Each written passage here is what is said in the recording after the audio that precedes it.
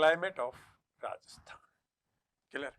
आपसे पूछे कि भैया जलवायु किसे कहते हैं, बहुत ही छोटा सा सिंपल सा क्वेश्चन था, जलवायु किसे कहते हैं। तो आप क्या कहोगे कि किसी भी स्थान पर मौसम के लंबे समय की औसत दशाएं होती हैं, उन्हें क्या कहते हैं, जलवायु।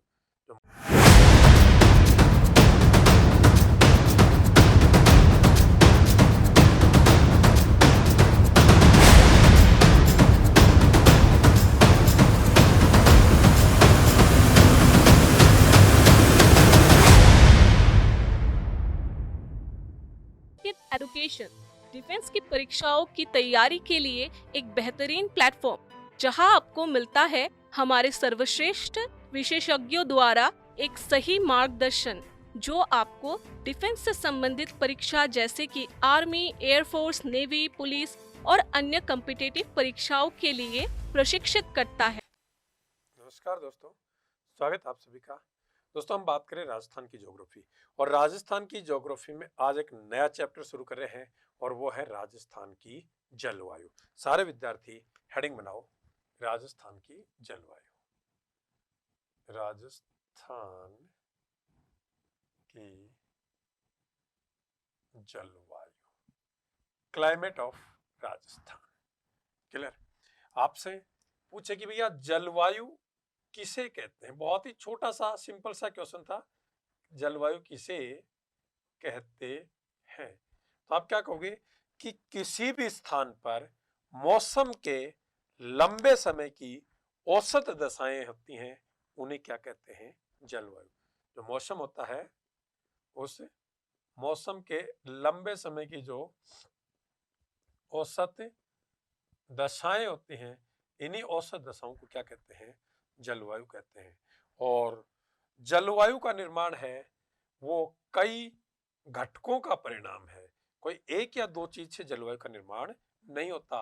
और जलवायु का निर्माण करने वाले जो कई घटक होते हैं, उनका लगभग 30 वर्ष या इससे अधिक समय का एक एवरेज निकाला जाता है, एक औसत निकाला जाता है, और उसी आधार पर कहा जाता है कि यहाँ की जलवायु ऐसी है। अब आपसे पूछे कि भैया किसी भी स्थान की जलवायु का निर्धारण करने वाले प्रमुख घटक कौन कौन से हैं, तो देखो जलवायु का निर्धारण करने वाले प्रमुख घटक पूछे, तो आप क्या क्या बताओगे, ध्यान से सुनो, एक एक लिखते चलो। नंबर 1 पे आप लिखो तापमान,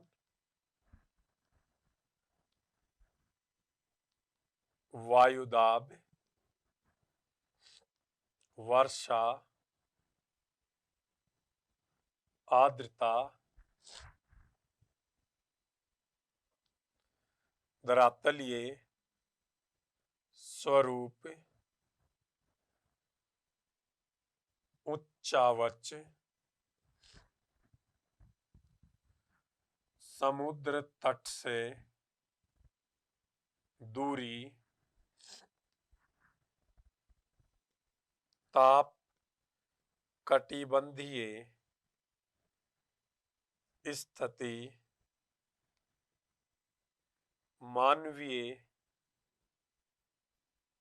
क्रियाएं, ये कुछ ऐसे प्रमुख घटक हैं जो किसी भी स्थान की जलवायु का निर्धारण करने में अपना अहम योगदान देते हैं। और इन्हीं सभी का लगभग 30 वर्ष या इससे अधिक समय का एक एवरेज निकाला जाता है, और उसी आधार पर जलवायु का निर्धारण किया जाता है। अब देखिए दोस्तों, सबसे पहले मैं बेसिक फंडे बात हूं, तापमान और वायुदाब। सुनना, एक तरफ तापमान और दूसरा वायु दाब, इन दोनों में कैसा संबंध होता है, विपरीत संबंध होता है। जहां तापमान अधिक होता है वहां वायुदाब कम होता है, और जहां तापमान कम होता है वहां वायुदाब अधिक होता है। देखो तापमान, आपसे पूछे तापमान मापने का यंत्र क्या कहलाता है, क्या कहोगे, थर्मामीटर या ताप मापी, और तापमान मापने की इकाई पूछे तो क्या कहोगे आप? डिग्री सेल्सियस, डिग्री फ़ारेनहाइट और केल्विन। इसी तरह से आपसे पूछे वायुदाब मापने का यंत्र, वायुदाब मापने का यंत्र होता है बैरोमीटर, और वायुदाब मापने की इकाई पूछे क्या कहोगे? मिली बार या किलो पास्कल। ये याद रखना भैया, ठीक है, कि तापमान और वायुदाब में कैसा संबंध होता है? विपरीत संबंध होता है। जहां तापमान अधिक होगा वहां वायुदाब कम होगा, और तापमान मापने की इकाई, वायुदाब मापने की इकाई, और तापमान और वायुदाब मापने के यंत्र कौन कौन से हैं यहाँ पे। अब सुनो ध्यान से, आपने देखा है ये अपना धरातल है। वेरी इंपॉर्टेंट बात बता रहा हूं बच्चों, ये क्या है? अपना धरातल है। आपसे पूछे धरातल का औसत तापमान कितना है, तो आप कहोगे 15 से 17 डिग्री सेल्सियस। धरातल का औसत तापमान कितना है?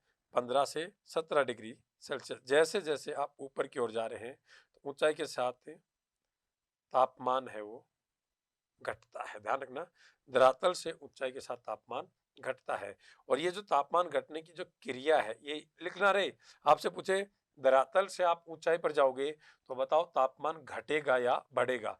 आप क्या कहोगे? घटेगा। तो दूसरी बात, ये ऊंचाई के साथ तापमान के घटने की जो क्रिया है ये वायुमंडल के कौन से भाग में होती है? सबसे निचले भाग, जिसे क्षोभ मंडल। इस क्षोभ मंडल में जैसे जैसे आप धरातल से ऊंचाई पर जाओगे वैसे वैसे तापमान घटेगा। अब देखो ये जो क्षोभ मंडल है, ध्यान से सुनना, इसमें ऊंचाई के साथ तापमान के घटने की दर पूछ लेता है। ऊंचाई के साथ तापमान के घटने की दर पूछेगा तो क्या कहोगे? 165 मीटर, 165 मीटर की ऊंचाई पर जाओगे तो 1 डिग्री सेल्सियस तापमान है वो कम हो जाता है। तो ध्यान रखना, ऊंचाई के साथ तापमान घटता है, घटने की दर है 165 मीटर की ऊंचाई पर 1 डिग्री सेल्सियस तापमान। या 1 किलोमीटर की ऊंचाई पर जाओगे तो आप क्या कहोगे? 6.5 डिग्री सेल्सियस टेम्परेचर है वो कम हो जाता है। क्लियर? हाँ भैया, हम बात कर रहे थे, देखो ये हमारा धरातल है। धरातल हमने देखा, धरातल का जो एवरेज टेम्परेचर है वो 15 से 17 डिग्री सेल्सियस। आप देखोगे धरातल पर कहीं आपको 5 डिग्री, कहीं 7 डिग्री, कहीं 10 डिग्री, कहीं 15 डिग्री, कहीं 20 डिग्री, कहीं 50 डिग्री टेम्परेचर मिलेगा, कहीं माइनस में भी मिलेगा। लेकिन जब संपूर्ण पृथ्वी के धरातल का जब एवरेज टेम्परेचर निकाला जाता है, यानी कि average temperature of earth surface, then you call out 15 से 17 डिग्री सेल्सियस। ये ध्यान रख लेना आप, ठीक है। अब मैंने बताया था ये सूर्य है, ठीक है, ये सूर्य से किरणें आ रही हैं। सूर्य दो तरह की किरणें जनरेट करता है भैया, ध्यान रखना यहाँ पे ये बातें। सूर्य की किरणें यहाँ पर लंबवत पड़ रही हैं, लंबवत पड़ रही हैं तो आपको पता है यहाँ तापमान क्या होगा प्यारे विद्यार्थियों? उच्च होगा। देखो सूर्य की किरणें सीधी पड़ रही हैं तो सीधी सीधी बात है, यानी कि इनकी लंबवत स्थिति है तो यहाँ तापमान उच्च होगा।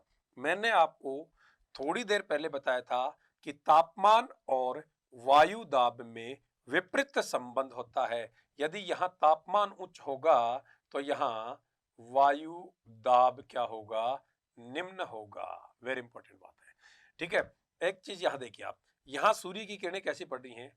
तिरछी पड़ रही हैं, ठीक है, तिरछी पड़ रही हैं। तो आपको यहाँ पता है कि यहाँ सूर्य की किरणों की स्थिति कैसी है? तिरछी है। तो यहाँ पर तापमान है वो क्या रहेगा प्यारे विद्यार्थियों? निम्न रहेगा। यदि तापमान निम्न रहेगा यहाँ पर तो यहाँ वायु दाब क्या रहेगा? वायु दाब क्या रहेगा? आप क्या कहोगे? उच्च रहेगा, ठीक है। अब मैंने आपको बताया सूर्य से दो तरह की किरणें जनरेट होती है। एक तो लघु किरणें, कौन सी किरणें? लघु किरणें। और दूसरी होती हैं दीर्घ किरणें। दीर्घ किरणें जिनको हम अल्ट्रावायलेट किरणें कहते हैं, यानी कि पैरा बैंगनी किरणें कहते हैं। ये दीर्घ किरणें तो धरातल पर नहीं पहुंचती है। Listen to me carefully. अपने सूर्य से दो प्रकार की किरणें निकलती हैं, लघु किरणें और दीर्घ किरणें।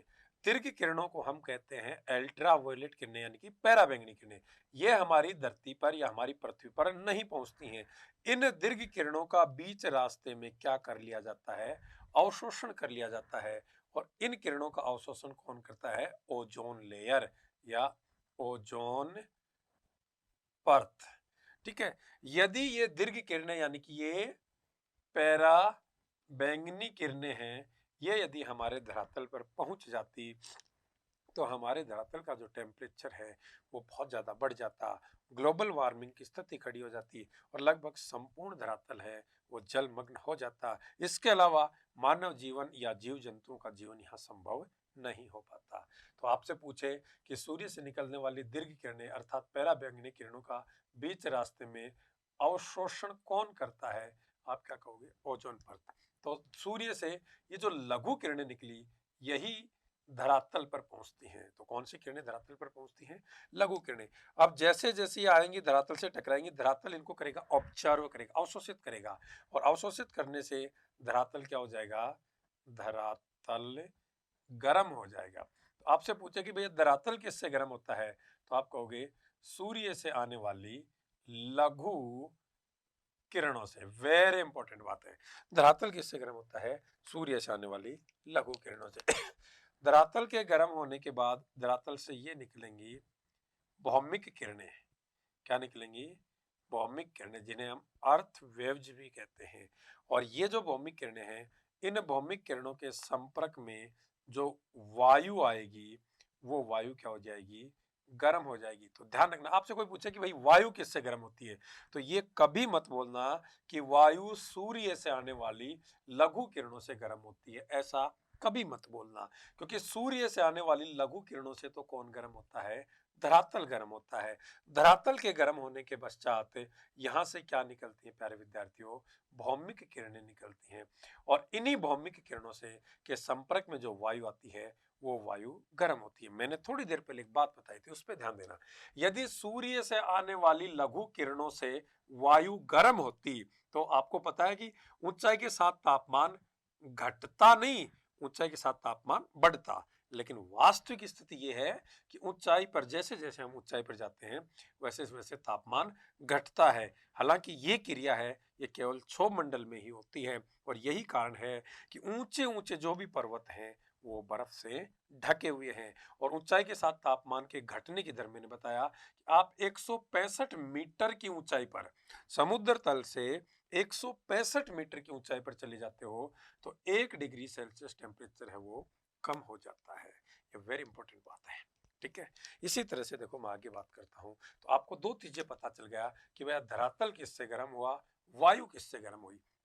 अब वायु गर्म होगी तो आपको पता वायु कैसी हो जाएगी प्यारे विद्यार्थियों? वायु हल्की हो जाएगी। और वायु हल्की होगी तो वायु ऊपर उठेगी। बोलो हाँ या ना। अब वायु ऊपर उठेगी तो यहाँ की वायु ऊपर उठेगी तो यहाँ पर क्या क्रिएट होगा? निम्न वायु दाब।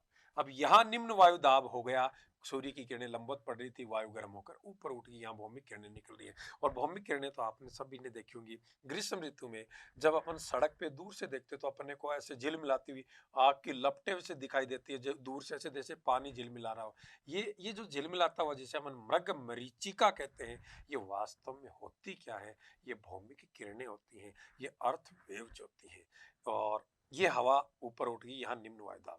अब यहाँ सूर्य की किरणें तिरछे या तापमान कम है, यहाँ वायुदाब ऊंचा है। तो देखो यहाँ उच्च वायुदाब, यहाँ निम्न वायुदाब। जब हमारे धरातल पर किन्हीं दो स्थानों के वायुदाब में अंतर स्थापित हो जाता है तो क्या चलने लग जाती है? हवा चलने लग जाती है। और हवा हमेशा उच्च वायुदाब से निम्न वायुदाब की ओर चलती। आपसे कोई सीधा क्वेश्चन पूछे, टेढ़ा नहीं पूछे, आपसे पूछे हवाएं क्यों चलती हैं? क्यों चलती है? तो ध्यान रखना, हवाएं भगवान भरोसे नहीं चलती हैं।